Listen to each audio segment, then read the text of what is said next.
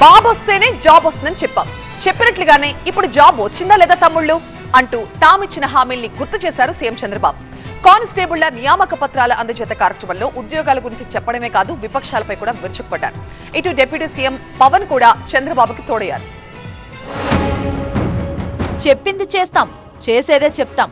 ఎన్నికలప్పుడు ఉద్యోగాలు ఇస్తామని చెప్పినట్లుగానే ముందుకు వెళ్తున్నామన్నారు సీఎం చంద్రబాబు. ఏపీలో కొత్తగా కానిస్టేబుల్ ఉద్యోగాలకు ఎంపికైన అభ్యర్థులకు నియామక పత్రాలు అందజేసిన ఆయన ఇచ్చిన మాట నిలబెట్టుకున్నామని తెలిపారు. జాబ్ రావాలంటే నేను పవన్ కళ్యాణ్ గారు వస్తేనే మీకు ఉద్యోగాలని చెప్పావా లేదా అని అడుగుతున్నా. ఒకసారి చరిత్ర కూడా మీరు నెమరేసుకోవాల్సిన అవసరం ఉంది.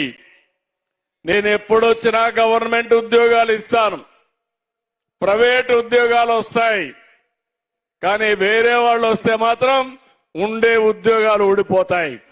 ఇప్పటిదాకా 4.23 లక్షల ఉద్యోగాలు ఇచ్చామని లెక్కలు చెప్పారు. పనిలో పనిగా గత పాలకులపైన ఫైర్ అయ్యారు సీఎం చంద్రబాబు.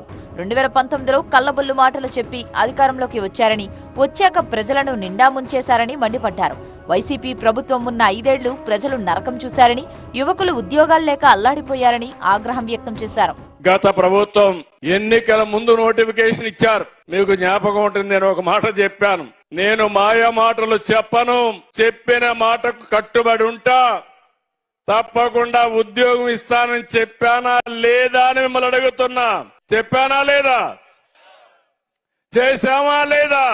కానిస్టేబుళ్ల నియామకం కూటమి ప్రభుత్వ నిబద్ధతకు నిదర్శనమన్నారు డిప్యూటీ సీఎం పవన్ కళ్యాణ్. కాకి దుస్తుల గౌరవాన్ని నిలబెట్టాలని కానిస్టేబుళ్లకు సూచించారు. గత పాలకులు పోలీసు అధికారుల్ని బెదిరిస్తున్నారని, అలాంటి బెదిరింపులను కూటమి ప్రభుత్వం సహించదని సీరియస్ వార్నింగ్ ఇచ్చారు. ప్రభుత్వ పోలీసు ఉన్నతాధికారులను కూడా బెదిరించే స్థాయికి వెళ్ళిపోయారు. ఇలాంటి మారాలి ఉండాలి అంటే మేమందరం చాలా గట్టిగా ఉన్నాం. అదే స్థానంలో మీ మద్దతు సంపూర్ణంగా కోరుకుంటున్నాం.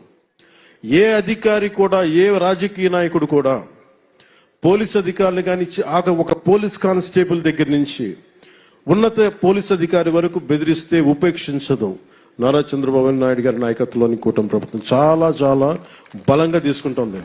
మొత్తంగా 5,757 మంది కానిస్టేబుల్ అభ్యర్థులకు నియామక పత్రాలు అందజేసింది కూటమి ప్రభుత్వం. ఈ నెల 22 నుంచి కొత్త కానిస్టేబుళ్లకు 9 నెలల పాటు శిక్షణ ప్రారంభం కానుంది.